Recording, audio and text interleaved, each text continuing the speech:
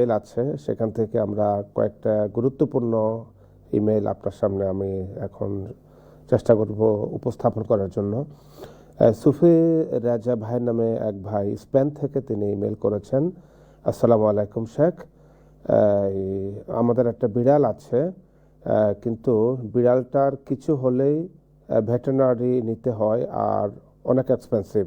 তাই যদি বিড়ালটার ইন্স্যুরেন্স করি তাহলে বছরে একবার পে করলে যতবার অ্যানিম্যাল ডক্টর দেখাবে সেম প্রাইস। এটা কি হারাম হবে অ্যানিম্যাল ইন্স্যুরেন্স?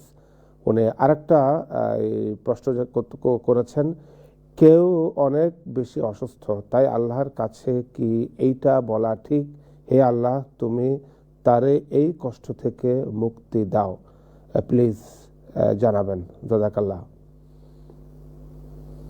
জি। প্রথম প্রশ্ন হলো যে অ্যানিমাল ইন্স্যুরেন্স করাটা জায়েজ আছে কিনা।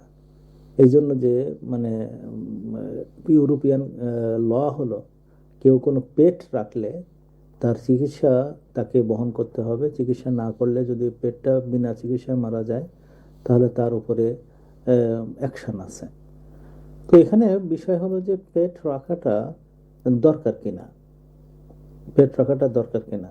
একটা পেট রাখতে যেয়ে তার যে খরচ এবং তার সাথে সাথে তার চিকিৎসা খরচের জন্য ইন্স্যুরেন্স প্রত্যেক মাসে মাসে দেওয়া, এটা তো আল্লাহ তালা দিলে আলহামদুলিল্লাহ। আমি হিসাব করে দেখছি যে আমার বাড়িতে একটা এরকম পেট রাখা হয়েছিল, তো তার পিছনে যে পরিমাণ খরচ এবং ইন্স্যুরেন্স, তাতে আমি প্যালেস্টাইনের অন্তত দুটো পরিবার আমি মোটামুটি পালন করতে পারি। তো মুসলমানদের এই চিন্তাটা কেন আসলো যে আমি একটা বিড়াল পুষবো অথবা একটা কুকুর পুষবো অথবা কিছু মাছ পুষবো, আর আমার মুসলমান ভাইয়েরা এই আরাকানে, এই প্যালেস্টাইনে, এই কাশ্মীরে সমস্ত জায়গায় 5টা টাকা হলে তার জীবন বাঁচাতে পারে, সেটা না করে আমরা এদিক দেব। এইটা হলো টাকা পয়সার খরচ করার ক্ষেত্রগুলোতে। মানে এখানে আল্লাহ তাআলা বলছেন যে জান্নাতে গোরফাতে ওই সমস্ত লোকেরা থাকবে যারা আল্লাযীনা ইযা আনফাকু, খরচ করার সময় লাম ইসরিফু ওয়ালাম ইয়াকতুরু, তারা সীমা লঙ্ঘন করে না, অসম্ভব বখিল হয় না। ওয়াকানা বাইনা যালিকা কাওয়ামা, এই দুটোর মাঝখানে থাকে। উম্মতের চিন্তা যার যার কাছে থাকে তার কাছে আবার এই পেট আসে কি করে, আর এই পেট আসতে যে ভেটেরিনারির ইন্স্যুরেন্স করে কি করে, এই সমস্ত পিছনের সময় ব্যয় করে কি করে। হ্যাঁ, অনুমতি আছে, কিন্তু এটাও তো দেখতে হবে যে এক বিলালের কারণে একজন ভালো লোকও জাহান্নামে গেছিল। সেটা কি, সে তাকে বাঁধে রাখছিল, বেঁধে রাখার পরে তাকে খাইতে টাইতে দেয়নি, মারা গেছে। আল্লাহ রসুল বলছেন সে জাহান্নামে যাবে। তো কেন আপনি এই জাহান্নামটাকে সহজ করে ফেলছেন পেট নামক জিনিস বাসায় রেখে, যেটা পালন করার জন্য আল্লাহ রসুল বলেননি, আল্লাহ তাআলা বলেননি, কোরআনের কোথাও নাই। এরকম একটা জিনিস করার জন্য আপনি আপনার জীবনকে রিস্কের মধ্যে জান্নাত থেকে জাহান্নামের দিকে নিজকে টানার চেষ্টা করছেন। সেজন্য আমার পরামর্শ হলো যে এখানে মানে অ্যানিমালটাকে আপনারা তাড়াতাড়ি ছেড়ে দেন অথবা বিক্রি করে দেন, দিয়ে এর থেকে মুক্ত হয়ে যান। কারণ ইন্স্যুরেন্স জিনিসটা বেসড অন ইন্টারেস্ট। সাধারণত প্রয়োজন না হলে, একান্ত জীবনযাপনের বাধ্যকতা না থাকলে, বাধা মানে বাধ্য না হলে আপনি ওর মধ্যে যাবেন না।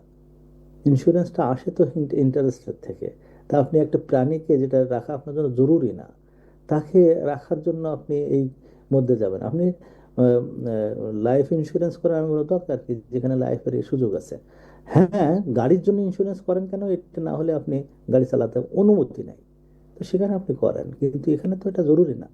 এর জন্য আমাদের এক্সপার্ট ওপিনিয়ন চাইলে আমরা বলবো যে এটা ঠিক নয়, এটা করবেন না ইনশাআল্লাহ। কেউ অসুস্থ হয়ে গেলে যে কোনো ভাষায় তার অসুস্থতা প্রকাশ পায়, এই দোয়া করা যেতে পারে। আল্লাহ তুমি তার ব্যথা কমিয়ে দাও, আল্লাহ তার যন্ত্রণা কমিয়ে দাও, আল্লাহ তার অসুস্থতা শেফা দান করো। যে কোনো ভাষা বলা যায়, তবে আল্লাহ রসুল যেটা ভাষা ব্যবহার করতেন শেফার কথা বলতেন, আল্লাহ তুমি তাকে শেফা দাও। এইটা হলো সবচেয়ে ভালো দোয়া। এবং ওইটা বলতেন এইভাবে, আল্লাহ রব্বান নাস ইশফি আনতা শাফি লা শিফা ইল্লা শিফা ও শিফা আল্লাহ ওয়াদিরু সাকামা। মানে অন্য কারোর জন্য দোয়া করতে এটাও বলতেন, আসআলু আসআলুল্লাহ আল আযীম রব্বাল আরশিল আযীম আন ইয়াশফিয়াহু শিফাআন আজিলা।